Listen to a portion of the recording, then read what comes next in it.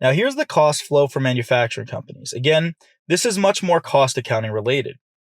Why is this helpful? Well, if you've seen cost accounting already, BEC, if you've seen this recently, it just kind of brings it together. It puts it in its place and where we are in all of this, right? The bigger picture. So we start with raw materials, labor, and overhead, right? This is, the cost of goods manufactured formula, cost of goods manufactured, right? Labor, overhead, and materials all come together to make cost of goods manufactured. Then we take into account the finished goods, cost of goods sold. You calculate cost of goods sold, right? What gets added into there? Well, you've got all of your goods that are manufactured and then sold. Well, for a merchandising company, so this is for like the company that makes chairs.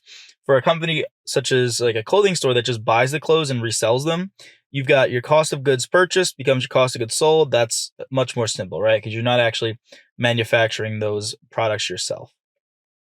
Again, not too critical for what we're going to see here, but just for a good understanding of where we are, how this all fits into the bigger picture.